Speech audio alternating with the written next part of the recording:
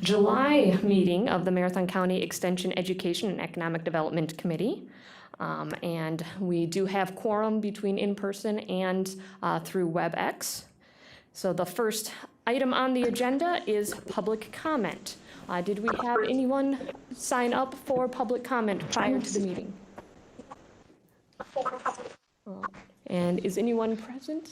I did not have anyone approach the chair, so I will move forward to item 3, approval of the June 3rd, 2021 Extension Education Economic Development Committee minutes. Before I open this up for approval, I do have one suggestion for whomever makes the motion. While reviewing the minutes, I did note that under item 5A, the CIP requests, the motion as written says that it was to forward it to the CIP committee, but if you recall, during the meeting, we actually specified to forward the issue onto the next committee appropriate for review. We didn't want to tie it to CIP because we knew that there were possible changes coming. So I would recommend making a motion to approve with a change to that, identifying that it was actually to the next committee for appropriate for review. So with that, I would entertain any other recommendations or changes, or else a motion.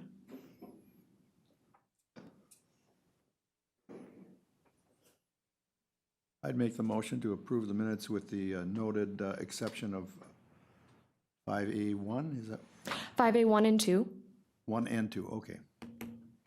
All right, we have a motion to approve the minutes with the update to 5A from CIP committee to the appropriate committee for review. Is there a second?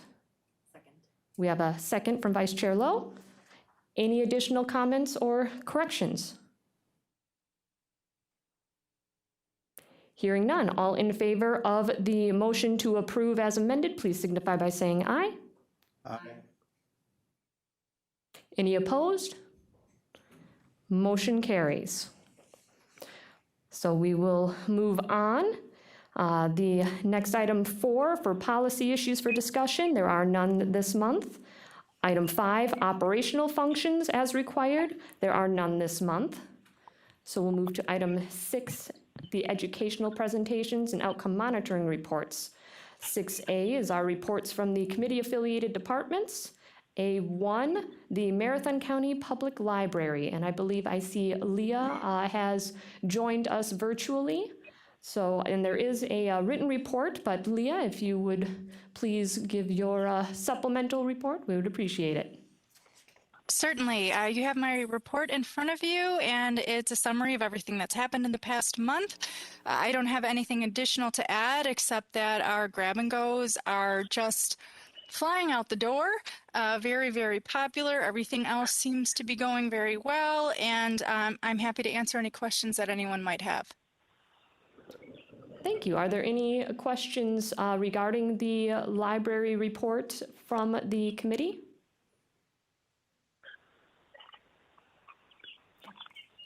Hearing none. Otherwise, Leah, I just wanted to say that I had to stop in to find my son's latest Dragonlance book recently, and the improvements really are very nice. I did find myself wandering a little bit to find it because I didn't know which section it would be in, but it was great to see the changes and how warm and welcoming it is to be back in there. So compliments. That's great to hear. Thank you so much. So, and again, appreciate you taking the time to do the written report for us. I know that you're very busy, so it is appreciated. Not a problem. All right, then item 6A2, the McDevco report. Vicki did reach out to me and let me know she had a conflict come up, so she could not join us today, but she did submit her written report. And the only other thing she asked me to mention to the committee is that the micro businesses applications, on the second page, funding for micro businesses, will be opening up, I believe it was July 4th or after the 4th. So if you know of anybody interested in that, please let them know. Otherwise, are there any questions or comments from the committee that you want to make today? Otherwise, you can always get in touch with Vicki.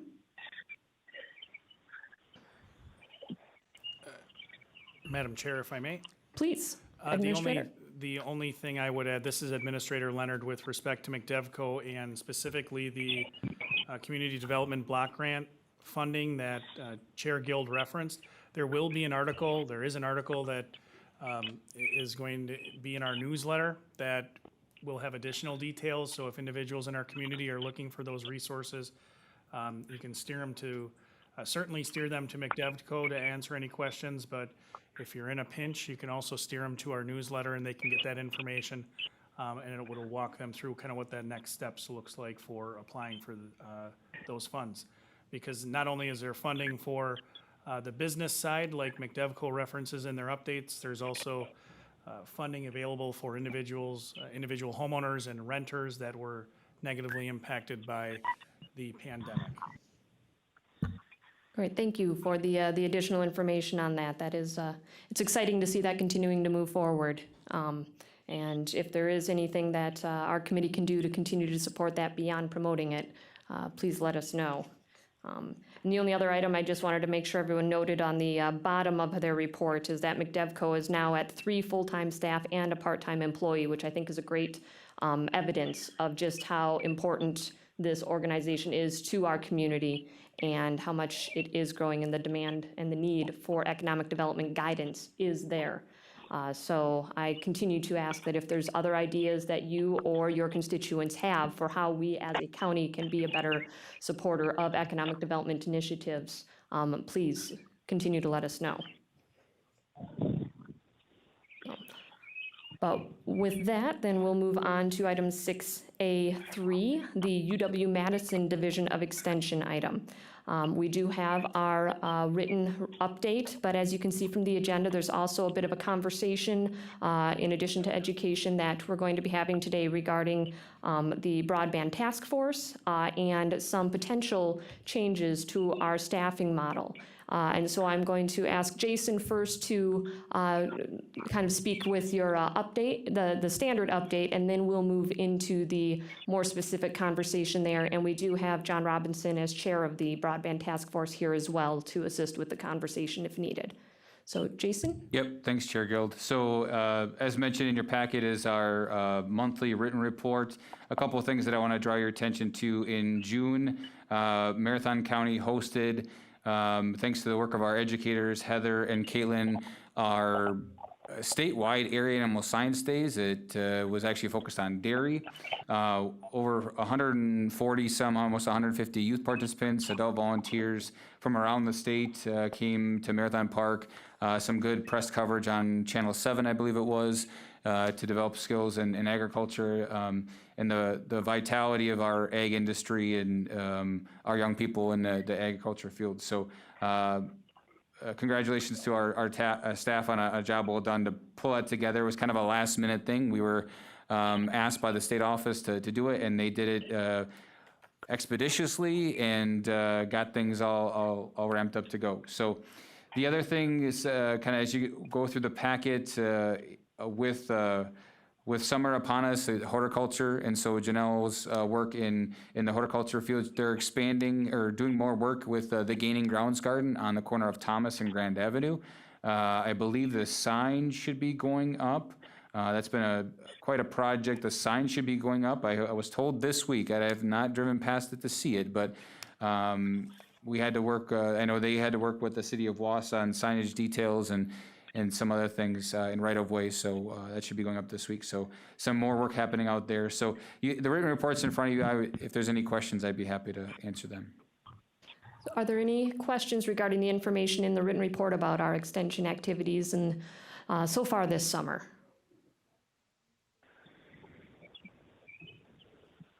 All right, hearing none. I do just want to mention we're getting a little bit of feedback from some of our call-in users. If you could all just double check to make sure that you're muted, that would be great. And so if there are no questions on the general report, I'd like to transition into the conversation about the staffing and broadband. As you may have noticed in that report, Melinda is going to be stepping down later this month. She has obtained a new employment opportunity that is a great fit for her, but she will be, unfortunately, leaving this particular role. And with that comes an important conversation, I think, for our committee. Her role with Extension for Marathon County has largely been to support our broadband task force up to, for the last couple of years. Now, her position is divided between our county and our neighboring county, so it wasn't a full-time position for us. And she did do some other activities as well. But in recent months, as you may recall from some of our other conversations, we've been talking with Extension about what is the appropriate role in the realm of broadband for Extension employees to be doing. And there are certain things that they can do. Obviously, the education component to our broadband efforts is crucial. There are other areas more closely related to grant and project management that may or may not be as close of a fit. So we're looking at what's the best way for our county moving forward to oversee and coordinate broadband activities. And is this position with Extension still that role, or are there other ways to view this position with her moving forward? Do we want to keep it as is? Do we want to consider other opportunities that this position could fill for us, other ways to meet the goals of both the county at large and what we as a committee identified with our conversation with Extension a few months ago? Technically, we can also consider if we need this position at all, or if we want to reallocate those funds. So today, this is not on here for a decision. This is, you'll note it is under education for a reason. We are looking to have this conversation, kind of get the information from staff and give them some guidance as to where we are at, what we might want to see, what kind of information we want to pursue, so that by our next meeting, they can come back with some potential decisions for us. And so with laying it out there, I guess I'd like, Lance, if you would like to speak a little bit more to that, and then we'll pass it over. Sure, thank you, Madam Chair.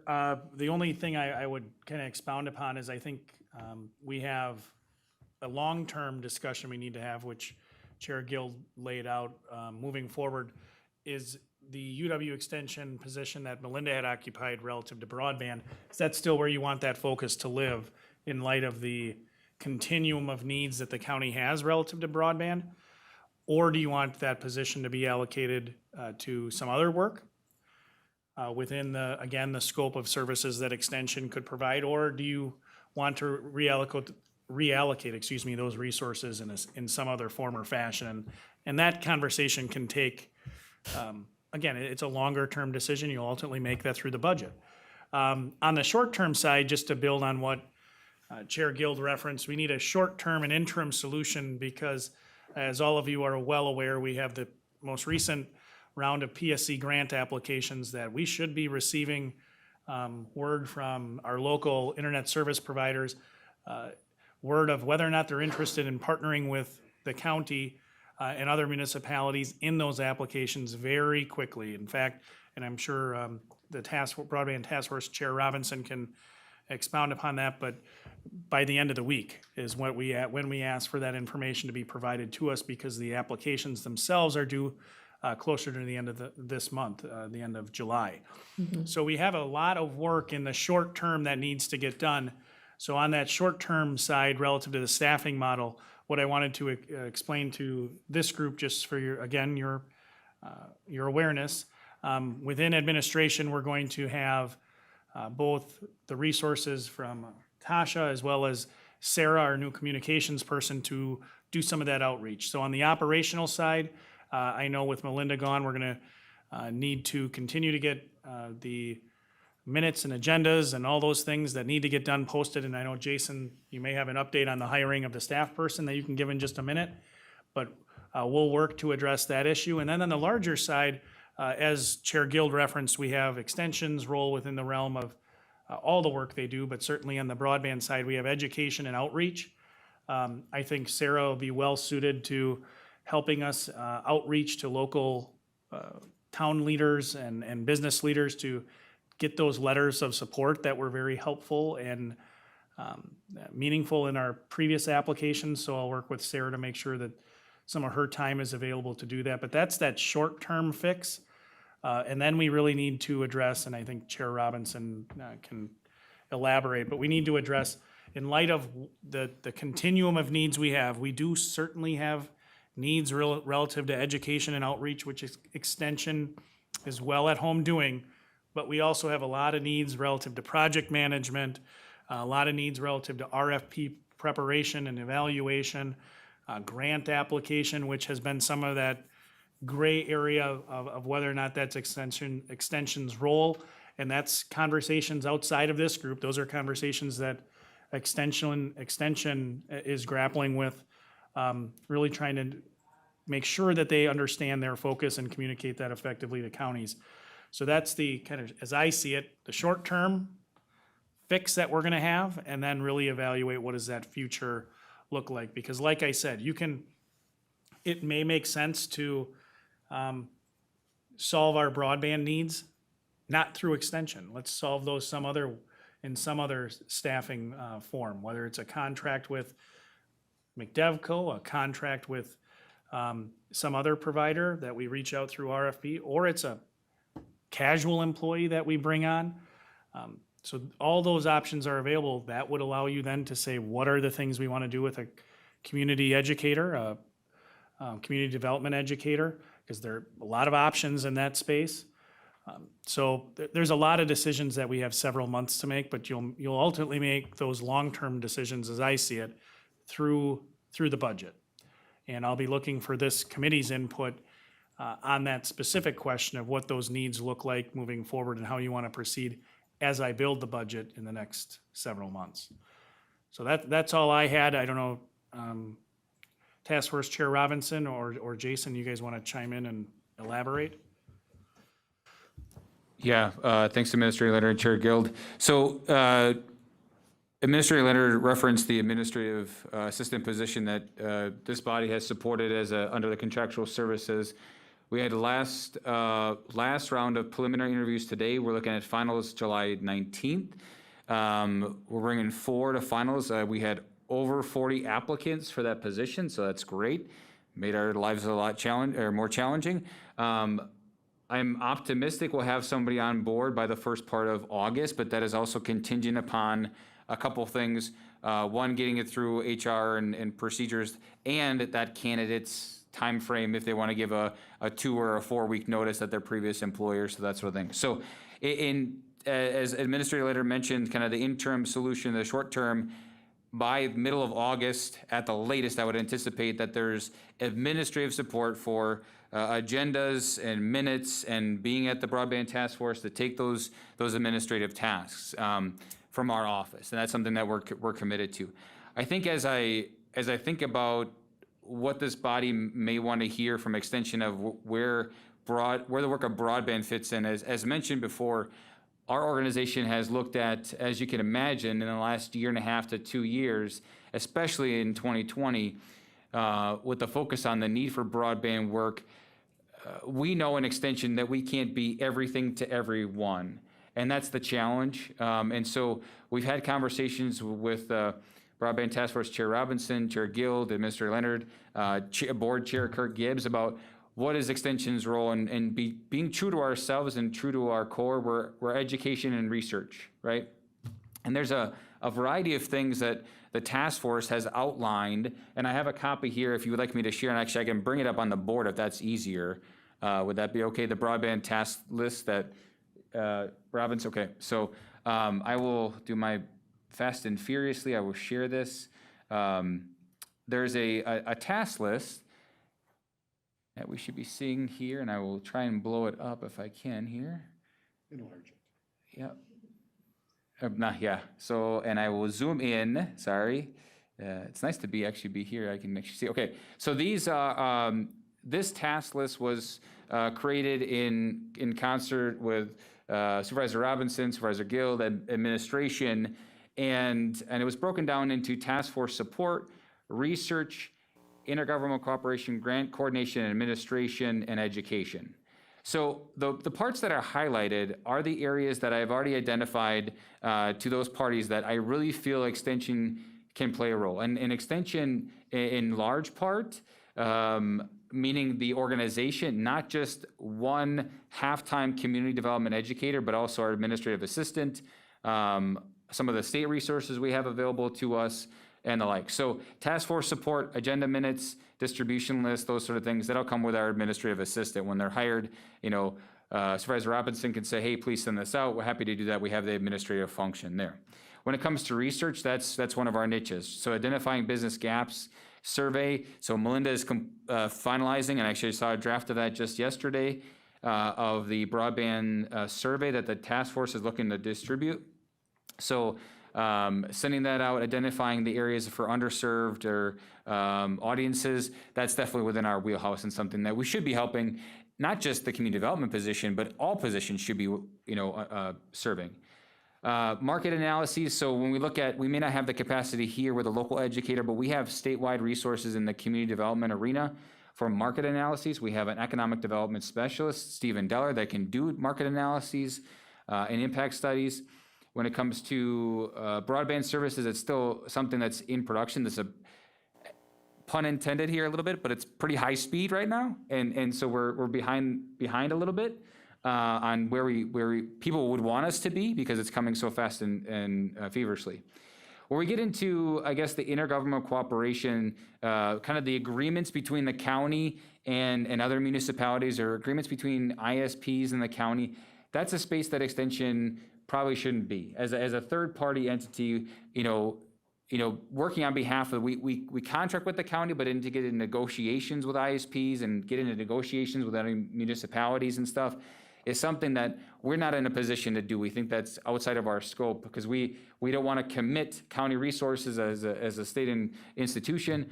So these things under grant coordination and administration, that sort of stuff where the county is writing a grant or an ISP is writing a grant and there's a cooperation, we're happy to facilitate. So as administration had mentioned, the template, the letters of support, I know Melinda's already crafted those. We've shared them at the task force. We can pull those resources and get templates out. Here's drafts, like here's what may work. But when it comes to actually making the glue stick between the county and an ISP, that should be outside of us, an extension. So, and then you get into education. And so this is, again, as mentioned, this is our wheelhouse, right-of-way access, dig once policies, the difference between, access and adoption. So one of the things that was shared out today in the task force was the governor's task force on broadband access talks about education in here as one of their top priorities. And I know this just came out today and I haven't had a chance to read all of it, but there's a couple things that I'm like, this is Extension's role. Extension's role both locally and statewide. And I know that our statewide institute director for community development has been working with WEDC and other parties here, the PSC, on where Extension can take this on a statewide level, which then will trickle down and impact Marathon County through our work. So those are the task that I really feel strongly that our community development educator, if the body so chose to reinvest in a position like Melinda's, that's crafted like Melinda's to focus on broadband, could go. But as I think as Chair Gill alluded to, that there are a lot of different opportunities, and actually Administrator Leonard actually mentioned was there's so many other areas that a community development position can go. And so currently in the contract for services, the partnership with Marathon County is with Lincoln County. And so it's a co-investment between Marathon and Lincoln to cover around $42,000, and I have the contract too, I can share that too. So Marathon County's portion is just over $21,000 for a half-time educator. So that sort of dollars for a half-time position, I think, is important as you move forward. And I had this conversation too outside of this, is we can be explicit in that the work of this community development educator is focused in that broadband arena, achieving the outcomes that are in this task list that I've highlighted in yellow, potentially, or other arenas too, outside of the broadband space. So one of the things that, and I'll stop sharing this here, I'm talking out of 3 different sides here, I'm looking at 2 different screens. One of the things that administration had mentioned in the budget address last year, and the bottom part of that was the potential that extension could help with a leadership development program for the county and within the community. And so as I pulled Melinda's position description as it's outlined, her focus actually falls within the organizational and leadership development program area. And again, I can throw up documents here, but we have in the community development realm, we have there's economic development, there's community food systems, local government education, and organizational leadership development. So, if that's something that you as the board here want to pursue, it's a position that is crafted to do a lot of different things at different times that it's needed, right? So right now it's broadband. And then as we keep working in this arena, this is not going to go away. I mean, it's not going to go away tomorrow. The need for broadband and the need for all these different things and the things that are outlined now in this governor's task force, it's going to take years to do. Now, can we morph and shape as, in 2022, that looks a little different, 2023? Yeah. And a position like this would be well suited then to help administration and human resources and Molly Adzik to do a leadership development program. It's a half-time position though, so you have to understand that. And so it's just a matter of taking the guidance from this oversight committee and where we want to go. The other thing that Chair Guild had mentioned was kind of the situational analysis conversation that we had. So if you think back a few months, and actually we're just wrapping up kind of the prioritization process as a team. It took us a couple months and we were a little behind on the write-up here. But when I look at this, and again, you have a copy and I've shared it before, but there's kind of 6 different areas that you identified. Childcare and youth care, and we're meeting that with some of our youth development programs, but you had to focus on workforce for childcare. And in the community development arena right now, there are many community development educators that are working with their community development partners like a McDevco or a Chamber of Commerce to provide education for small businesses around childcare and bringing youth development professionals and what does that look like. So you had broadband expansion that fits right into your situational analysis. Agriculture vitality, so we're meeting that with our ag educator. A skilled and flexible workforce, which is identified in your strategic plan that we're working towards, and living wages. And then rural health, so mental health and for farmers and access to quality health care. We're doing that with Hort Therapy. But there's other arenas within Extension that we currently don't have staff that could meet that need as well. Human development, relationships educator, et cetera. So maybe I'm getting off track here, but I think my point being is that, there is an opportunity here for you as an oversight committee to look at the community development position holistically, but also in support of the broadband task force right now. But it can be more, it should be more down the road suited to help the diverse needs of the county even after the work in broadband is, I'll call it sunsetted. It'll never really sunset. Maybe the task force will, but the work will never stop in broadband. So I don't know if there's any other places you want me. I got forms everywhere here, things that pass out if you want me to. More research is better than not enough, right? So I'm prepared. And that's why you're with the educators. Right. So, Yeah. thank you for that, Jason. And I think I am going to ask Supervisor Robinson to just share the perspective from the Broadband Task Force next, and then we will open it up for some discussion, conversation, questions from our committee members.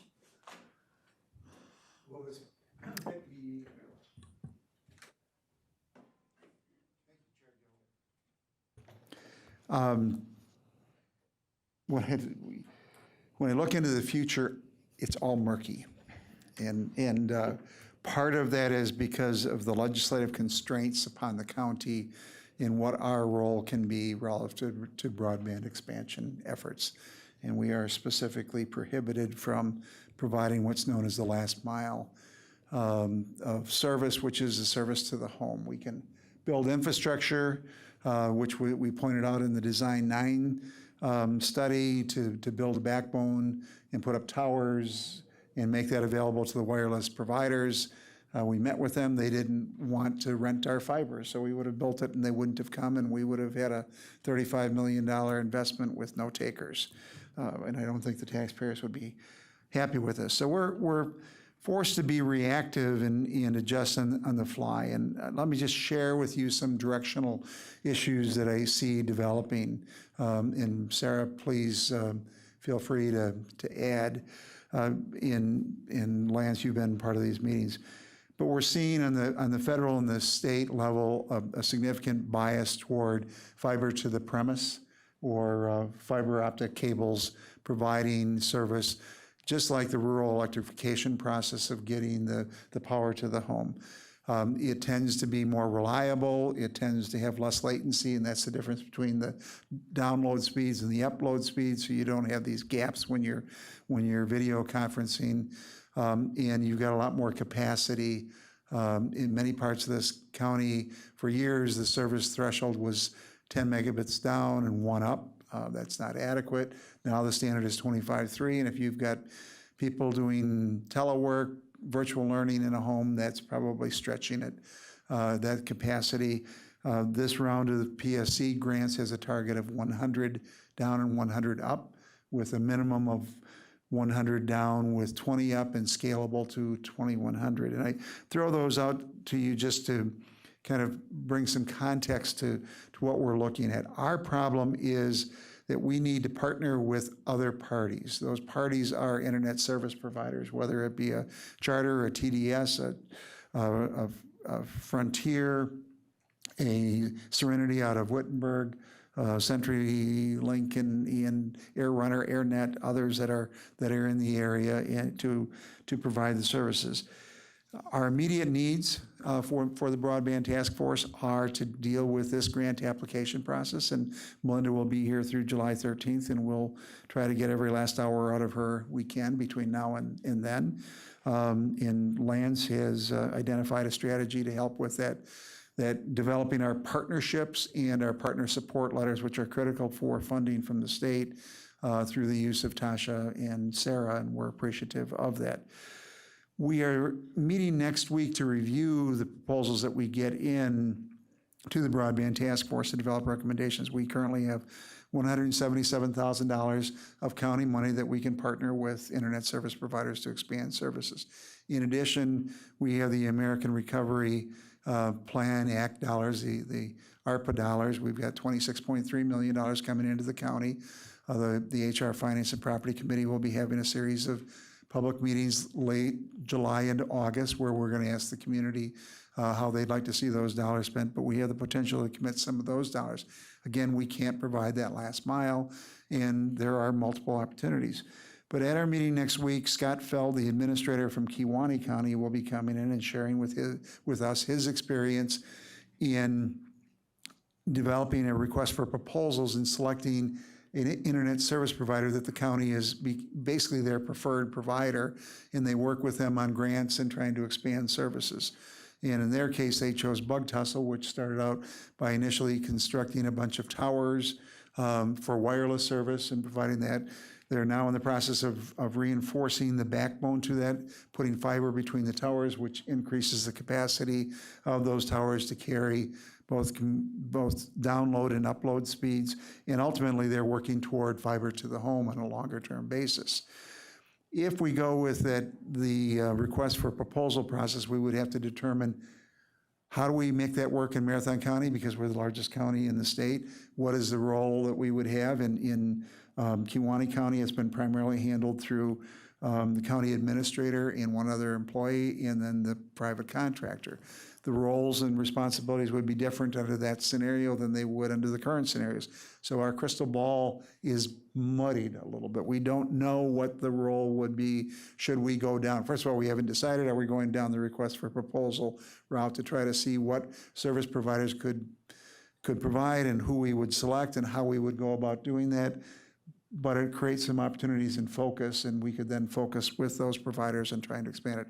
It could lead to saying, for instance, in the southeast portion of the county, we would partner with Serenity. In the WAS area, we might do Charter or TDS. In the western part, we might work with LTD, which was awarded a grant from the Federal Communication Commission for, under the Rural Development Opportunities Fund to provide gigabyte service in rural areas.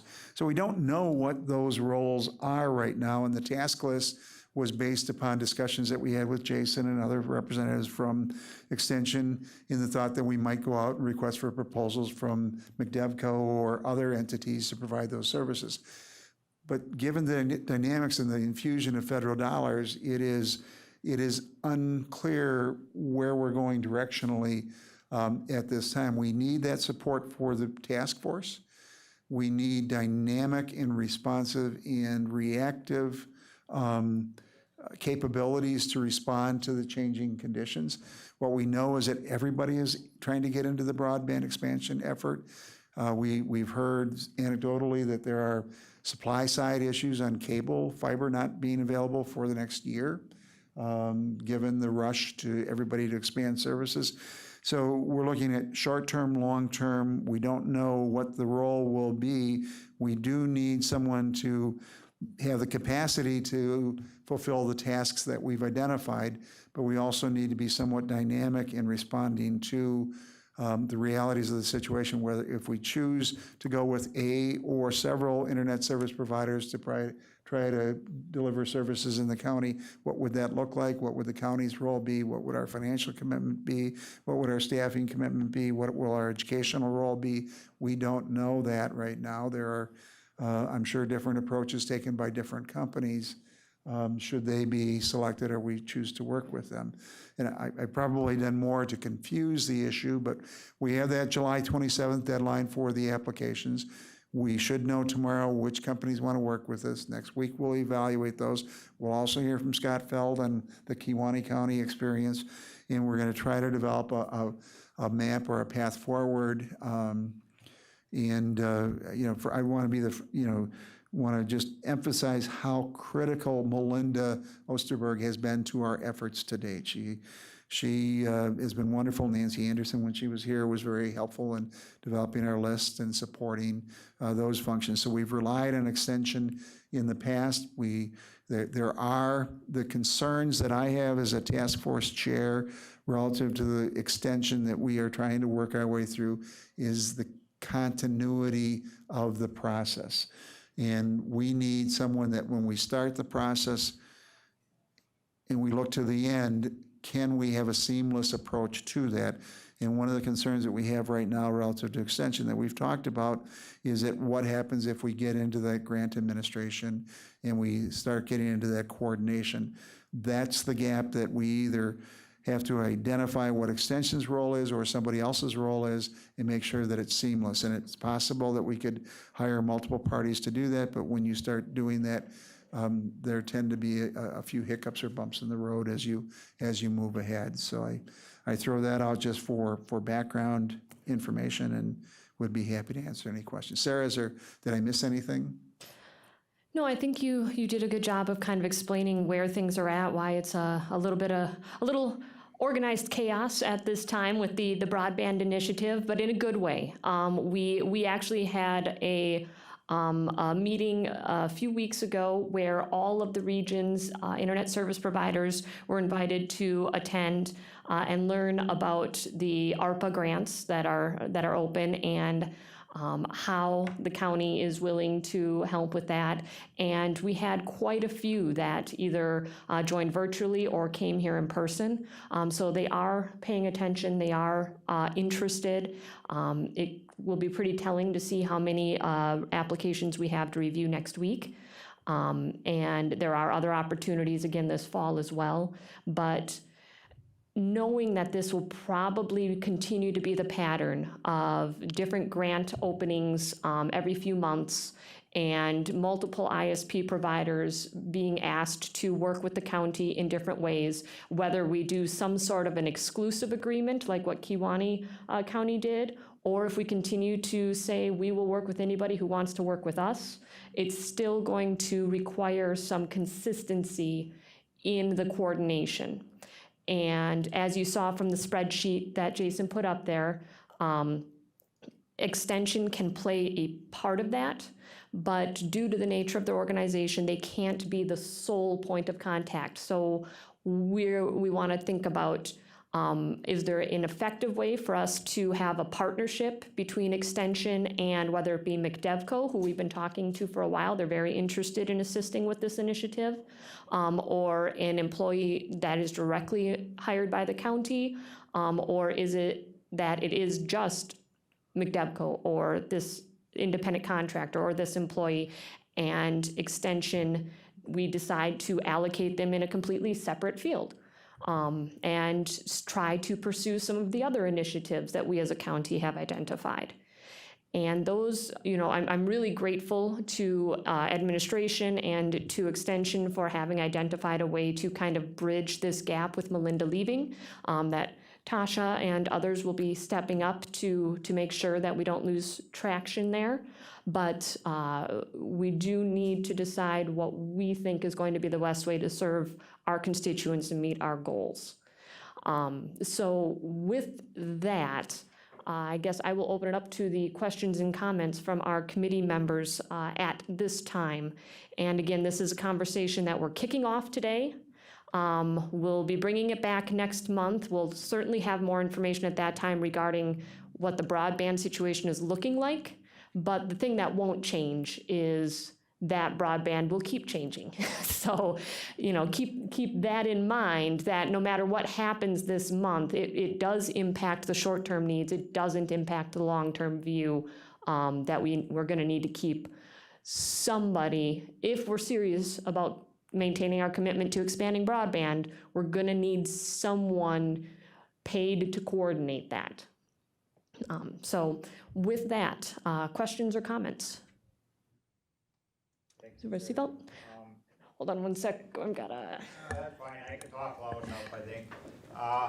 Hold on, I think are we being recorded for TV and therefore do we need the microphone?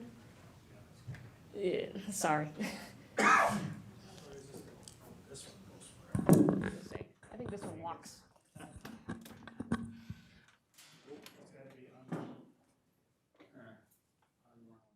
Otherwise, I can move. There we go. I can move too.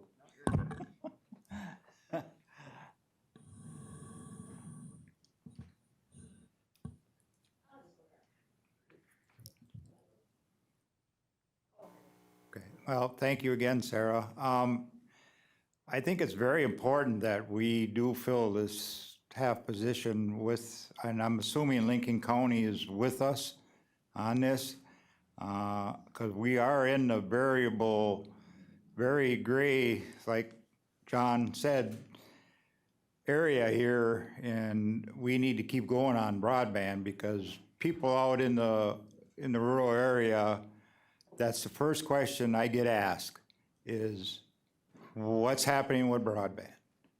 And I said, well, it's happening, but it's a slow process. But now it sounds like we're gonna be stepping up pretty fast, and hopefully we can get some answers for them out there, and at least I can say it's going, we got the task force going, everything is, well, I shouldn't say smooth yet, but once you meet with all the providers, I think you'll have more answers to give to outside county board members to say to their constituents. But again, Melissa's job, I mean, this is pretty important for us.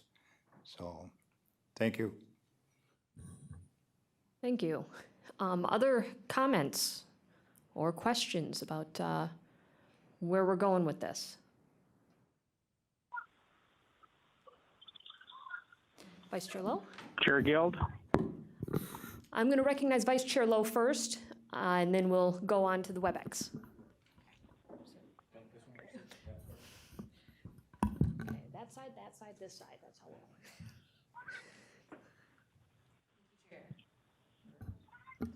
Oh, thank you, Chair. So yeah, with all of the information that we just heard, it's a lot. And, with just looking at my notes right now, and it looks overwhelming.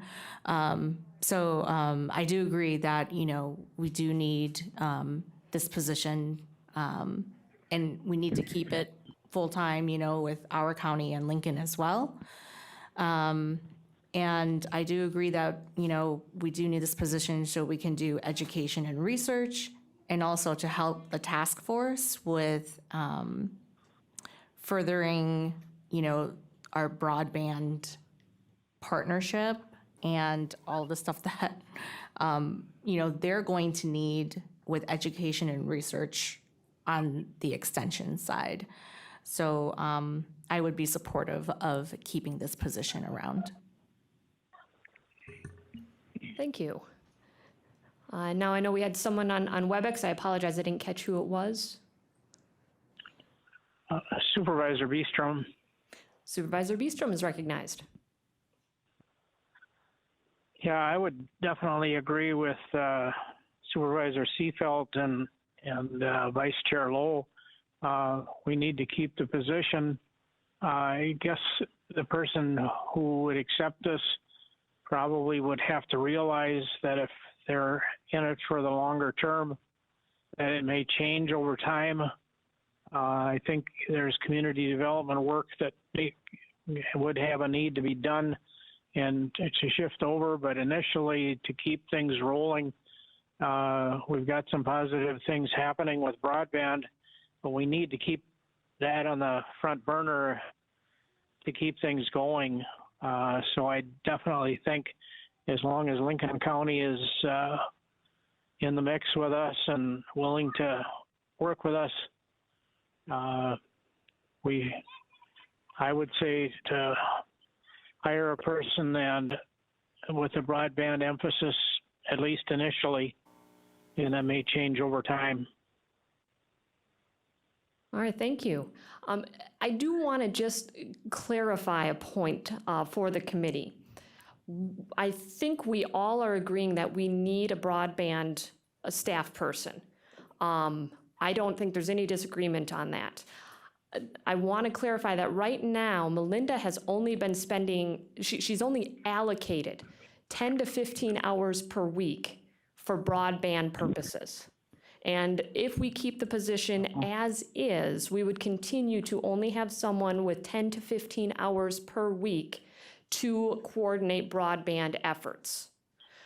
Now, we can look at continuing a broadband position in a different way that could expand those hours outside of extension.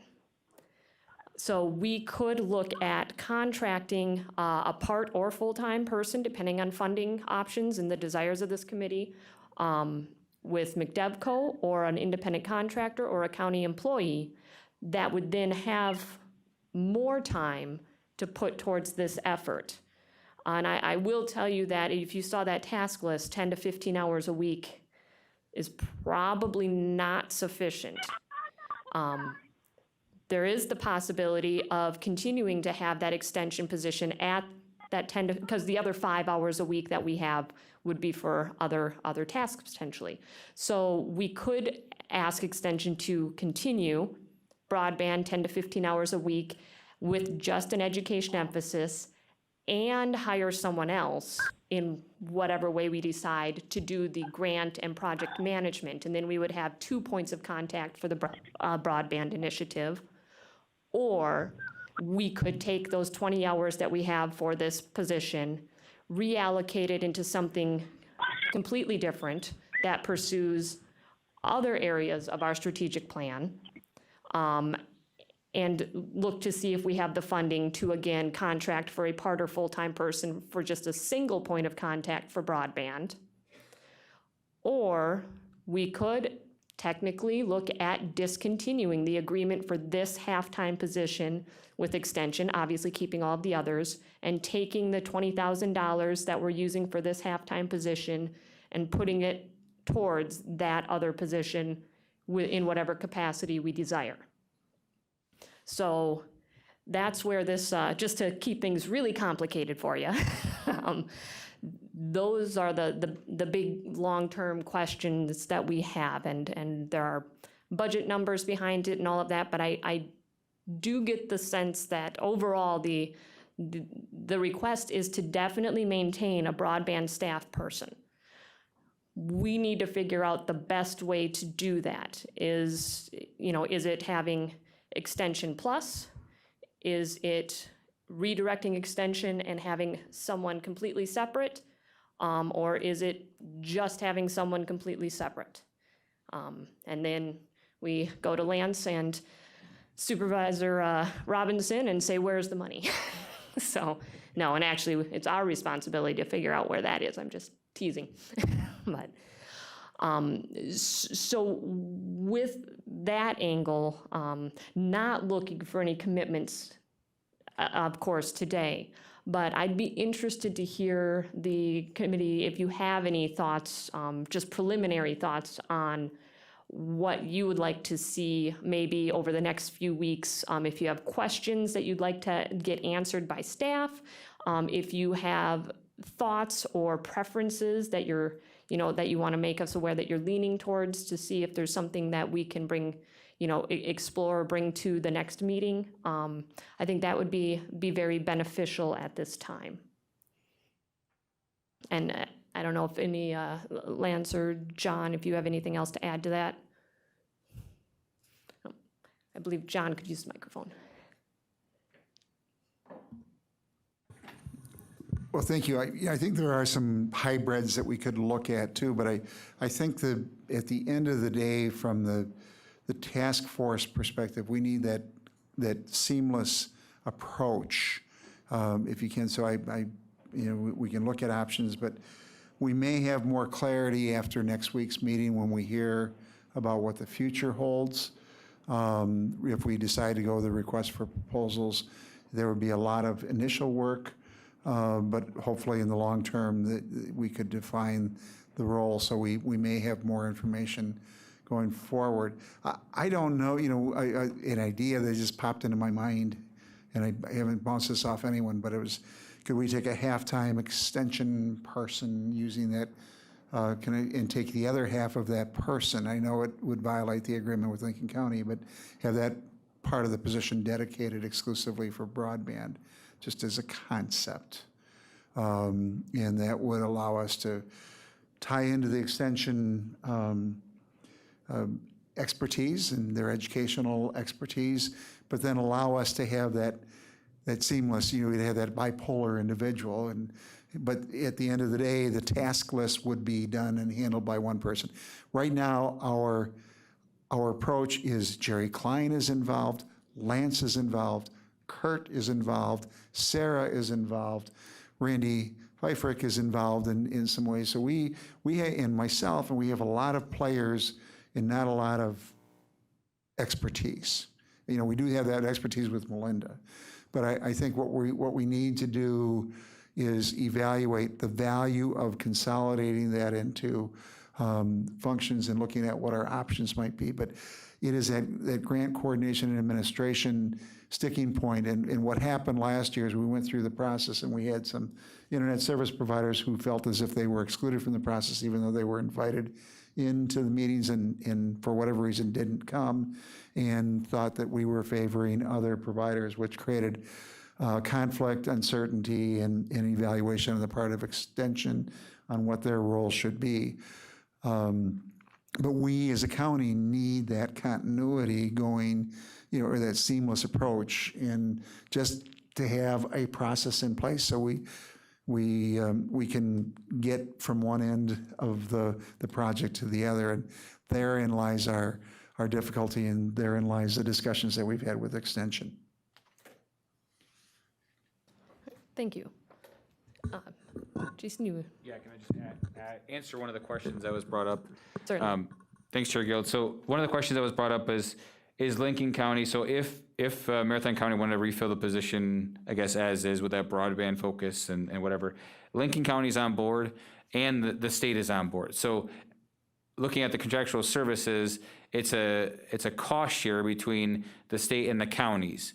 So between the annual salary and the benefits package, it's way above what the county contribution is. So it's really 50-50. When I look at salary, benefits, and the periphery, it's a split. So Marathon County's investment of the 21,000 is about a quarter of what the all-in package is for the position. So state dollars, they've committed, said, yep, if Marathon County wants to move forward, we're there, we're committed as well. And as of right now, again, things can change come budget time. I fully admit, and Art, as my counterpart in Lincoln County, said, as of right now, Lincoln County's in too. So that was just a question that was brought up, so I want to be transparent that all the players at the table, and right now here we are with Marathon County and seeing where you all want to be too. Thank you. Any other questions, comments from the committee or other attendees? Vice Chair Lowe?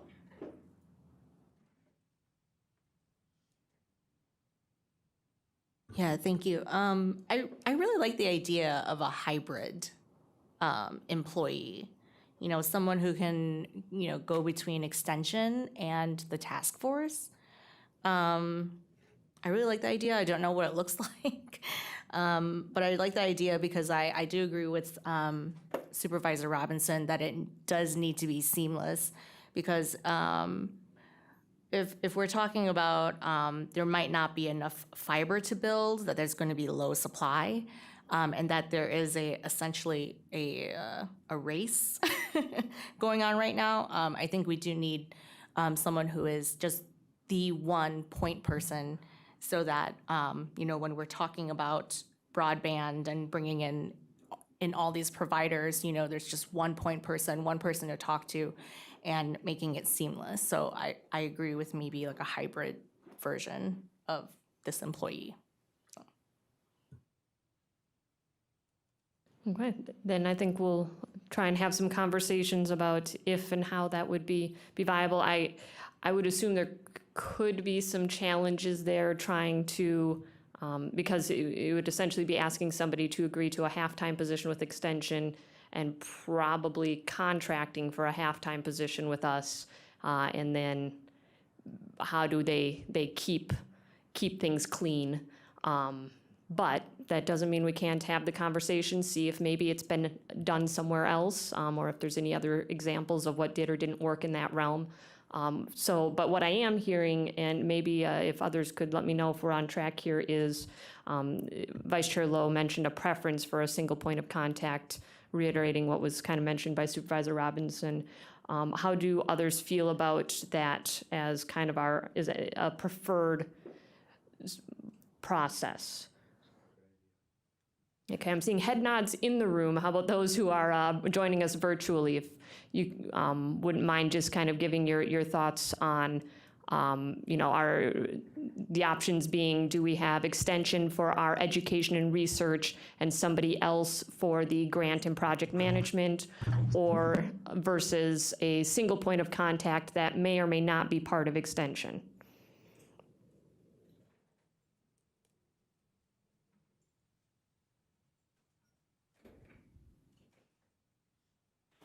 How about this? Does anybody have concerns with that, you know, or concerns with the single point as being preferred over a split person?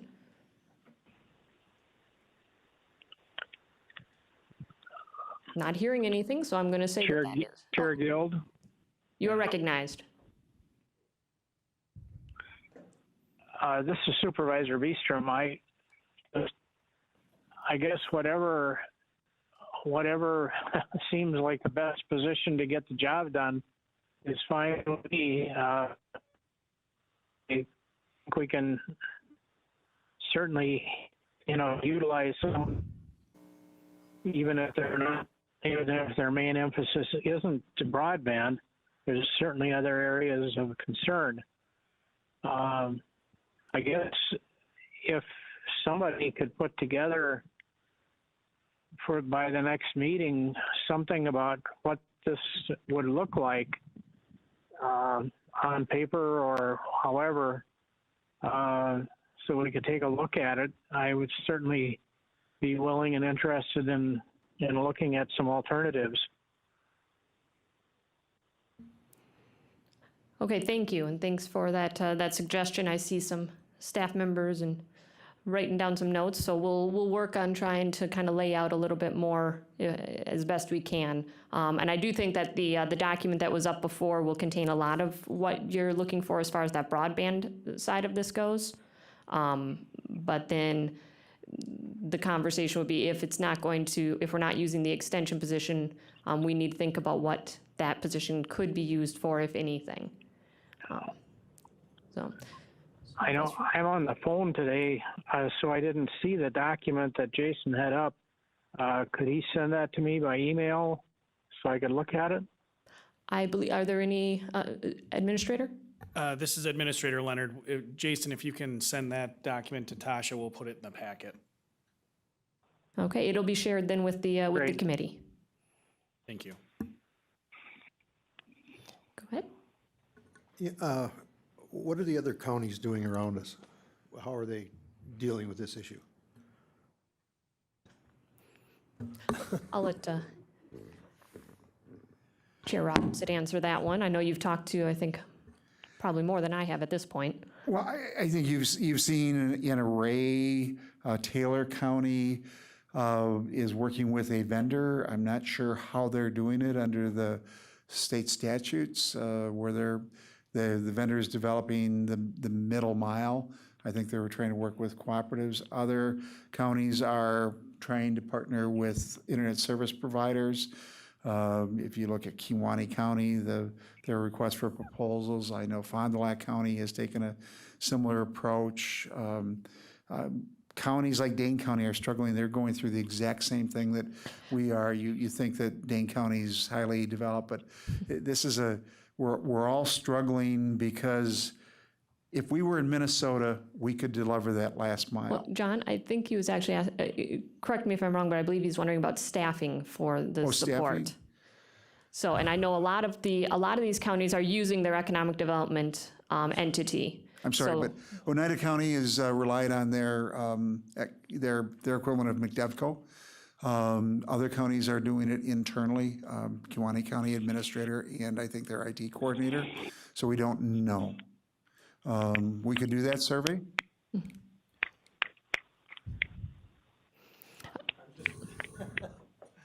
I'm just saying, if you're looking for solutions, see what everybody else is doing.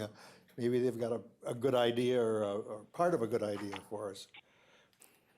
And that's a good suggestion. And actually, I believe if we reached out to Brittany from Oneida County, she may be able to provide us with some of that information in her role as the state's broadband chair, essentially. So I think she might be a good resource for that. Honestly, I think Melinda could probably get that. I do know that, especially north of us, generally speaking, at least as of a year ago, many of them were working with their EDCs. Vilas County, Oneida County, Forest and Florence, they all were working, doing broadband through their economic development entities for that county. And then kind of, at least that was the coordinating factor. If that's still the case, I don't know. And if there's, I know that some of these counties are using extension, but again, it's in that realm of research and education, not grant coordination. Anything in project management and grant, it's either usually internal county staff or EDCs.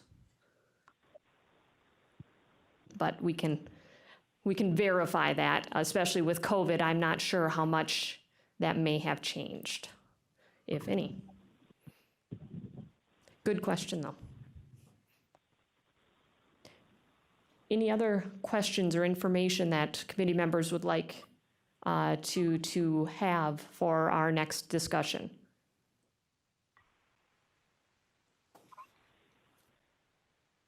I'm not hearing or seeing any final comments from staff or other attendees.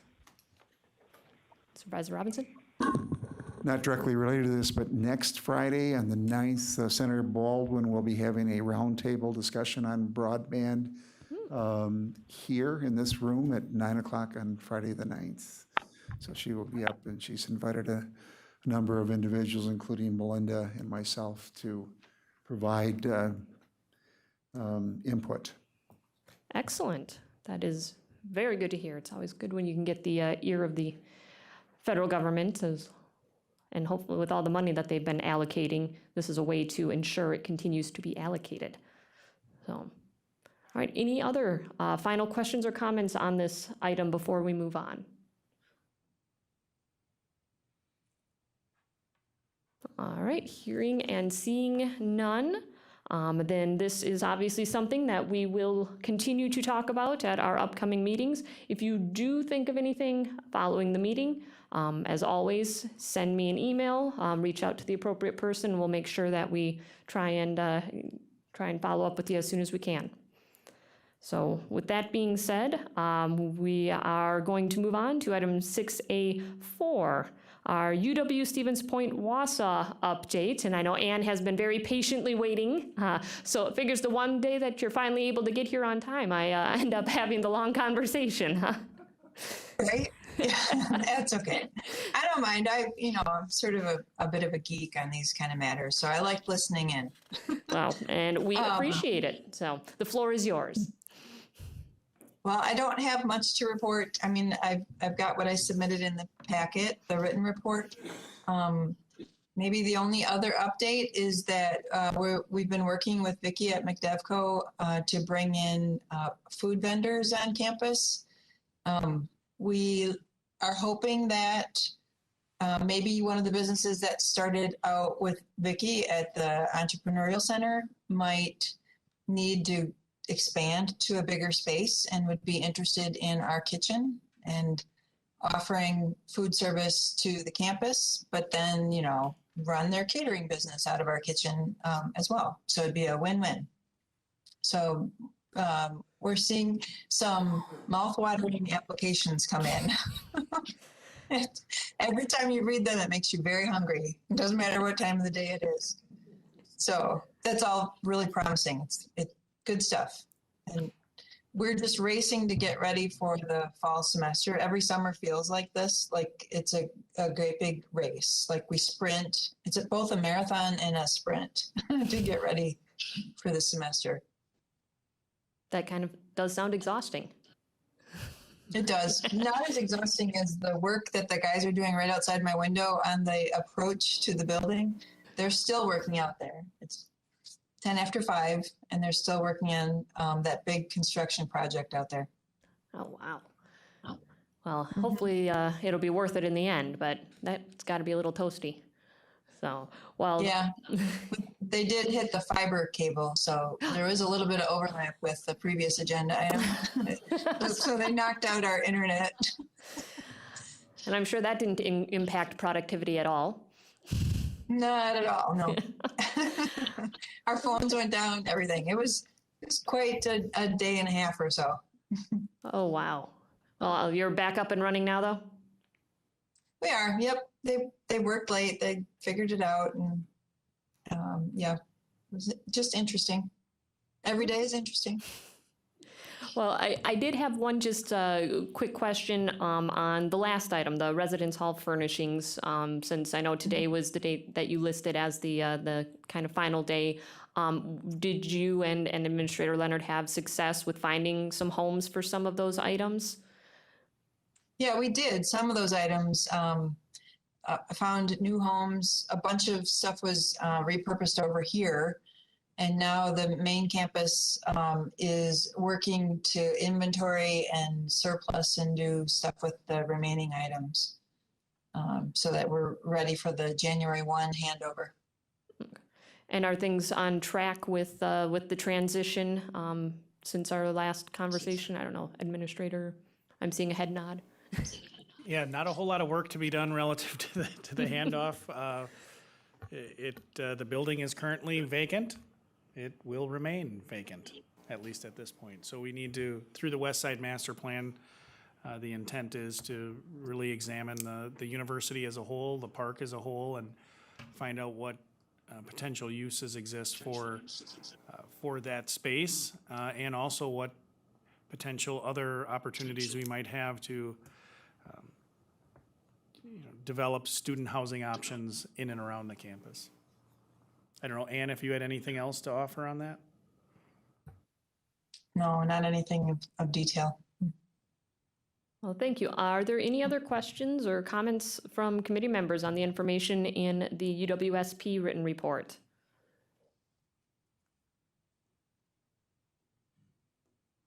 All right, hearing and seeing none, then just want to wish you luck through the summer, and hopefully the numbers continue to stay looking strong or even increase. And glad to see that we've got the new programs all launching, and it'll be exciting to see how that goes. Yep. Thank you. All right, well then we can move on to item 7, our next meeting time, location, and announcements. Are there any ideas that committee members would like to bring forward at this time for a future agenda? All right, hearing none, as always, reach out to me if you would like to make a recommendation or are hearing something you think that we may want to address. Otherwise, our next meeting will be on Thursday, August 5th at 4 p.m. And with that, I will accept item 8, the motion to adjourn. We have Oh, I apologize. Before that, we have an announcement. Thank you, Chair Gill.